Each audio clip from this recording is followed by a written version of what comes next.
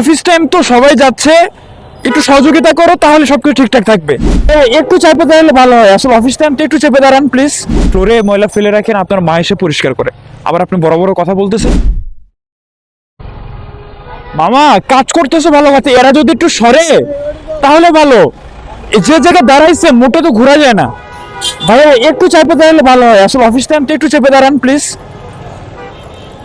ভাইয়া একটু চাপে দাঁড়ান, অফিস টাইম তো আসলে মাঝখানে চলে আসছেন, একটু চাপে দাঁড়ান। আপনি একটু সোজা করে দাঁড়ান কাইন্ডলি, একটু সোজা করেন। ওনারা বলে লাভ নেই, আপনি দেন ঘুরে দাঁড়ান। তুমি একটু ঘুরে দাঁড়াও, আসলে অফিস টাইম তো সবাই যাচ্ছে, একটু সহযোগিতা করো তাহলে সবকিছু ঠিকঠাক থাকবে। তোমাদেরও কেউ তাহলে বকা টকা দিবে না, একটু সোজা হয়ে জায়গা নিয়ে দাঁড়াও। ঘুরে ফেলো, ঘুরে ফেলো।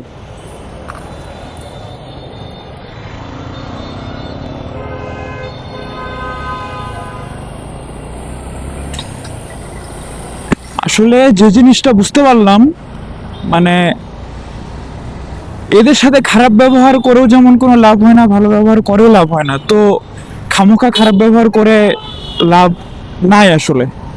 ভালো করে বললাম, ওরা শুনলো, চাপলো, জানি সর্বোচ্চ ওরা 2 মিনিটও থাকবে না, 2 মিনিটের ভিতরে আবার ওদের জায়গাতে চলে যাবে। বুঝতে পারছেন? এখন আসলে কিছু করার নাই। শিক্ষার একটা ব্যাপার আছে, যে জিনিসটা ওদের ভিতরে আসলে নাই। এই জিনিসটা ওদের আসলে ব্লেম দিয়ে লাভ নাই। এখানে অনেকের দরিদ্রতা থাকতে পারে, বিভিন্ন কারণেই থাকতে পারে। শিক্ষা না থাকলে মানুষ ভুলকে অবশ্যই শুদ্ধই মনে করবে। এখন যে সম্পূর্ণ দোষ ওদের উপর দিয়ে দিব, এটারও কোনো সঠিক যে কোনো মানদণ্ড সেটা আমি দিতে পারতেছি না। তার উপর রাষ্ট্রের যে মানে একটা দায়ভার, রাষ্ট্র তো কখনোই এদের দায়ভার নিবে না। অনেক কথাই হয়, আমি নিজেও বলি যে এদেরকে তুলে দিই, এটা করুক সেটা করুক।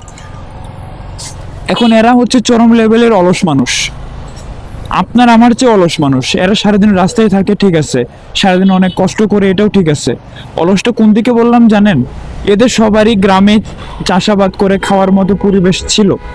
আপনি এখন গ্রামে যান, গিয়ে বলেন যে আমার একটা জমি আছে, আমি ধান কাটবো অথবা আমি সরিষা তুলবো, অথবা মানে থাকে না ও তো ওই জিনিসগুলো আর কি, আপনি কোনো লোক খুঁজে পাবেন না।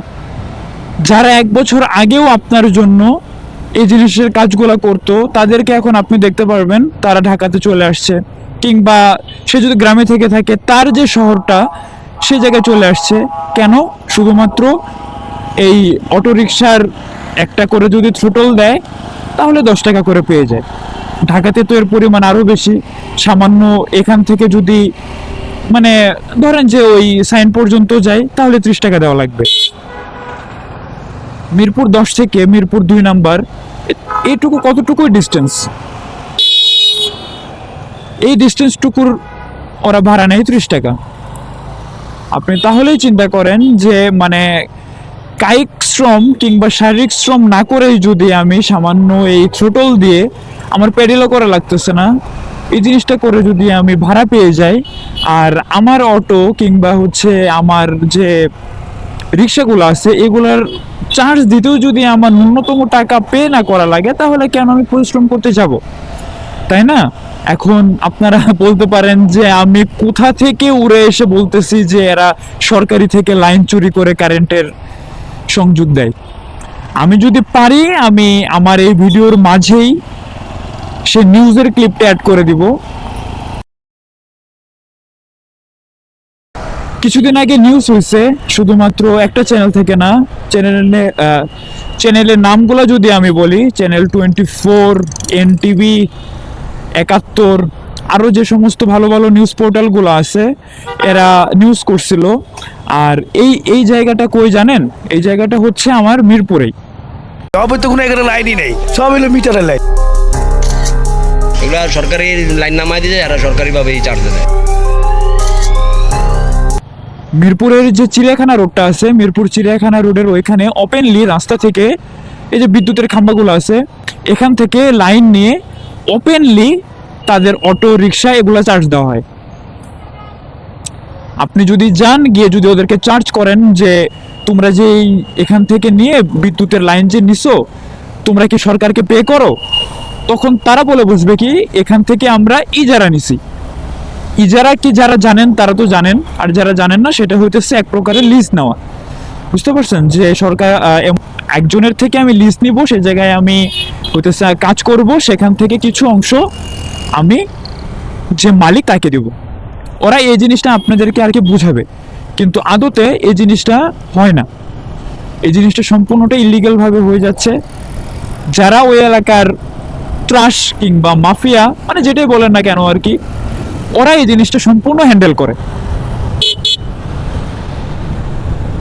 সমস্ত খরচ তারা নেয়, ইভেন প্রোটেকশন যেটা সেটাও ঠিক তারাই দেয়। এই দেখেন, দেখছেন, আপনি যেখানেই যান না কেন আপনি অটোরিকশার একটা লাইন দেখতে পারবেন। মানে এটা খুবই একটা কমন প্র্যাকটিস হয়ে দাঁড়াইছে। আপনি কোনো কাজ করতে পারেন কিংবা না পারেন, আপনি তো অন্তত এই ছোটলটা একটু বাড়ি দিতে পারবেন। এটা করলে তো আপনার একটা ফ্যামিলি বেশ সুন্দরভাবে চলতেছে। এটার জন্য আপনার পড়াশোনা করা লাগে না, আপনার সরকারকে ট্যাক্স দেওয়া লাগে না, আপনার কোনো নিয়ম কানুন মানা লাগে না, আপনার যে গাড়িটা চালাচ্ছেন সেটার কোনো ফিটনেস মেনটেন করা লাগে না। এই দেখেন আরেকটা জিনিস, এই যে রাস্তার এখান থেকে মাঝে ডিভাইডারটা তুলে নিয়ে ওইখানে রাখা হয়েছে, আর মাঝে যে একটা গর্ত আছে। আচ্ছা, এই গর্ততে যদি আমি যদি আজকে ঢাকাতে নতুন এসে থাকি কিংবা আমার যদি মনে না থাকে যে এই জায়গায় একটা গর্ত আছে, তখন কি একটা অবস্থা হবে আপনি চিন্তা করতে পারেন? 50, 40, 30 আপনি যে স্পিডে আসেন না কেন সেই স্পিডে আপনি যদি এই গর্ততে আপনার টায়ারটা একটু অ্যাঙ্গেল ভাবে পড়ে, আপনি লিটারেলি পরে একদম রাস্তাতে পিচ্ছিল খেয়ে খেয়ে কমপক্ষে 5 থেকে 6 মিটার পর্যন্ত আপনি চলে যাবেন, কমপক্ষে বলতেছি এটা। আর সেই সাথে যদি আরও স্পিডে কোনো গাড়ি আসে, বাস আসে, ট্রাক আসে, তখন কি হবে? দিনের বেলাতেই যদি আপনার এই ছোট গর্তটা, আমি ছোট গর্তই বলি, এই ছোট গর্তটা যদি আপনি না দেখতে পারেন, আপনি রাতে কিভাবে দেখবেন? আপনি বলেন আচ্ছা ঠিক আছে, মানলাম এখানে গর্তটা ফিল আপ করা কোনোভাবে সম্ভব হচ্ছে না, ঠিক আছে, আপনি এখানে একটা নিয়ন কালারের রং করে দেন, করে যে ইয়েলো যে লাইটগুলো আছে যেগুলো রিফ্লেক্ট করে, যেগুলো হাইওয়েতে লাগানো থাকে, আপনি সেগুলো রাস্তার মাঝে দিয়ে দেন। এই যে আজকে আবার বৃষ্টি হচ্ছে, এই বৃষ্টির কথা যদি আমি বলি, এই বৃষ্টি যদি বেশি না 3 থেকে 4 ঘন্টা স্থায়ী হয়, তাহলে এই যে রাস্তাটা দেখতেছেন এটা সম্পূর্ণ ডুবে যাবে। কিছুদিন আগে যে এত পরিমাণে বৃষ্টি হইলো, রাস্তা যে একদম ডুবে গেল, আপনারা ঠিক বলেন তো ঠিক কয়টা রাস্তার কাজ করা হয়েছে? এই যে আমি এখন যে রাস্তাটাতে আছি এটা হচ্ছে ইসিবির রাস্তা, মানে মাটি কাটার রাস্তা আর কি। এই মাটি কাটার রাস্তাটা মোটামুটি ঠিক করা হয়েছে, মানে গর্তগুলো ফিল আপ করা হয়েছে। কেন করা হয়েছে? সেনাবাহিনীর আন্ডারে সেনাবাহিনীর গাড়ি চলাফেরা করে, ঢাকার একটা গুরুত্বপূর্ণ রাস্তা, এই জন্য সেনাবাহিনীরা এই যে রাস্তাটা ঠিক করছে। কিন্তু অন্যান্য যে রাস্তা আছে সেই রাস্তায় কি জনগণ চলাফেরা করে না? আমি যদি মিরপুরের কথাই বলি, মিরপুরের, যেহেতু আমার বাসা মিরপুরের ম্যাক্সিমাম রাস্তায় এখনো বৃষ্টির জন্য ভাঙা আছে। যদি এই দেশের প্রবলেমের কথা বলা শুরু করি, শেষ করার কোনো ওয়েই নাই। টানা 3 থেকে 4 দিন কথা বলা যাবে দেশের সমস্যাগুলো নিয়ে। আসলে এই কথাগুলো বললে নেগেটিভ হয়ে যায়, বুঝতে পারছেন? কিন্তু আসলে কিছু করার নাই। আমার যতটুকু আছে ঠিক ততটুকু দিয়ে আমার ভয়েসটা রেজ করা লাগবে। কারণ আপনার কাছে যতটুকু আছে আপনি সেটা করেন, কিন্তু দিন শেষে রেজাল্ট কি জানেন? শূন্য, ডাব্বা, আন্ডা। যে সরকারি আসে সে সরকারি তাইনের ডাব্বা মারছে। দেখেন নামার টাইমে ঠিক কত বড় বড় গর্ত, এগুলা ক্যামেরাতে দেখে মুখে শুনে হাস্যকর লাগতে পারে যে কিরে ভাই ছোট ছোট বিষয় নিয়ে এত কমপ্লেন করে কেন? ছোট ছোট বিষয় আর কমপ্লেনের থাকবে না যখন সেটা আপনার সাথে ঘটবে, যখন সেটা আপনার সাথে ঘটবে। একটা কথা আছে না, অ্যাম্বুলেন্সের শব্দ ঠিক ততক্ষণ বিরক্ত লাগে যতক্ষণ না পর্যন্ত অ্যাম্বুলেন্সটা আপনার বাসায় আসতেছে। যতক্ষণ না পর্যন্ত নিজে সাফার করব ততক্ষণ না পর্যন্ত সেই জিনিস নিয়ে আমাদের কথা বলা যাবে না, কোনো অ্যাকশন নেওয়া যাবে না। ট্রাফিক পুলিশ যারা, এরা তো লিটারালি অন্ধ। শুধুমাত্র এরা দেখতে পারে কি একটা বাইক, একটা প্রাইভেট কার, একটা হাইস, এই জিনিসগুলার কি কি ভুল আছে, কি কি প্রবলেম আছে। উনি এইভাবে এখানে দাঁড়ায় আছে কেন? আচ্ছা যা হোক, ট্রাফিক পুলিশ যদি ফিটনেস বিন গাড়িগুলো ঢাকা থেকে সরাইতো, জ্যাম যেমন কমতো, ঠিক তেমনই কোয়ালিটি গাড়ির সংখ্যা যেমন বাড়তো, ঠিক তেমনই অ্যাক্সিডেন্টের পরিমাণ হুট করে 60 থেকে 70% কমে যেত। হেলমেট থাকার পরেও বাচ্চাটার মাথায় হেলমেট দেয়নি। যতটুকু হেল্প করুক, হেলমেট থাকা ভালো জিনিস, হেলমেট অবশ্যই থাকা জরুরি, না হলে মানুষ হেলমেট আবিষ্কার করতো না। এখন মারা গেলে আপনি মারা যাবেন, দেশ দোষের কিছুই না।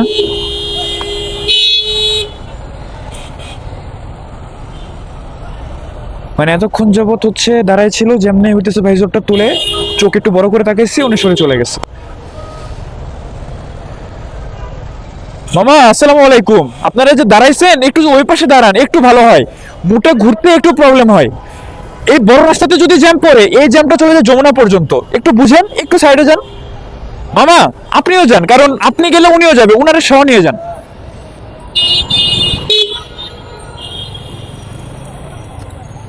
যতটুকু বুঝতে পারলাম, গালিগালাজ করা বাদ, ঝাড়ি দেওয়া বাদ। কারণ এরা ঘাড়তেরা, আমিও কম ঘাড়তেরা না, কিন্তু এরা আমার চেয়ে বড় ঘাড়তেরা। বুঝতে পারছেন?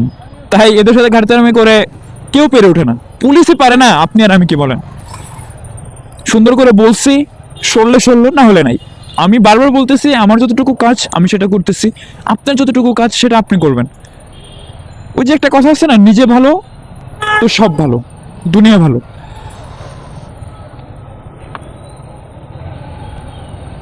এটা একটা ভালো কাজ করতেছে, কারণ বৃষ্টির দিনে আমাদের এই রাস্তাটা একদম পানির নিচে চলে যায় ড্রেন ভরে থাকার কারণে।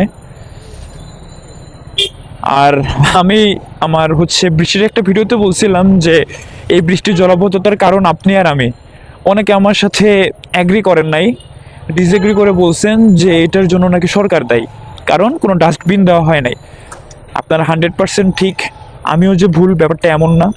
সরকারের উচিত যেমন ডাস্টবিন দেওয়া, আপনার আমারও উচিত যেখানে ডাস্টবিন নাই কিংবা হচ্ছে ভরে গেছে সেই জায়গার ময়লাটা ঠিক জায়গায় অন্তত ফেলা। আপনারা তো নিজের ঘরেই ময়লাটা ঠিকঠাকভাবে ফেলেন না, আপনি ফ্লোরে ময়লা ফেলে রাখেন, আপনার মা এসে পরিষ্কার করে। আবার আপনি বড় বড় কথা বলতেছেন যে সরকার ডাস্টবিন দেয় না, তাই আপনি ফেলতেছেন না।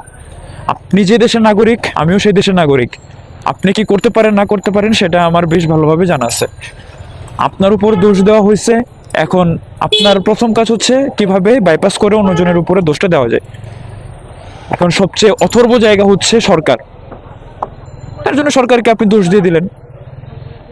আপনি বলেন যে আপনি কয়দিন ঠিক জায়গায় ময়লা ফেলার চেষ্টা করছেন, ইভেন ময়লা ফেলছেন, এবং আপনার সামনে যে ময়লা ফেলতে নিচ্ছে আপনি তাকে বলছেন যে ভাই ময়লা ফেলেন না। বলেন তো আপনি, যারা বড় বড় কথা বলেন যে ডাস্টবিন নাই থাকলেই ফেলতাম, আপনাদের উত্তরটা একটু আমাকে কমেন্টে জানান তো দেখি, কয়জনকে বলছেন আর কয়জনকে আপনি কথা শোনাইতে পারছেন। যারা অন্তত বলছেন, আমি গ্যারান্টিতে বলতে পারি তারা 5 জনের ভিতরে একজনকেও কথা শোনাইতে পারেন নাই।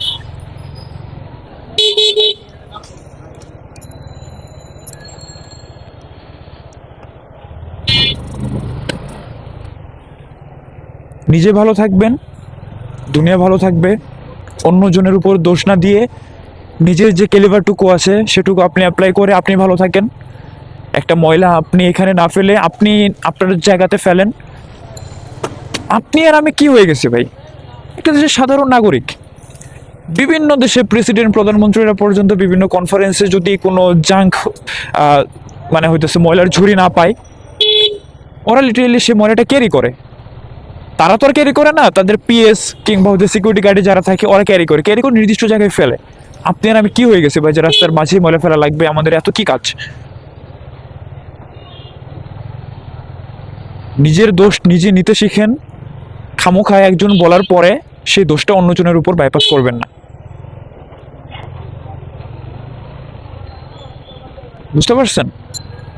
যা হোক, আজকে এ পর্যন্তই। টাটা, গুড বাই, আল্লাহ হাফেজ। Till then wait for my next show. Piece.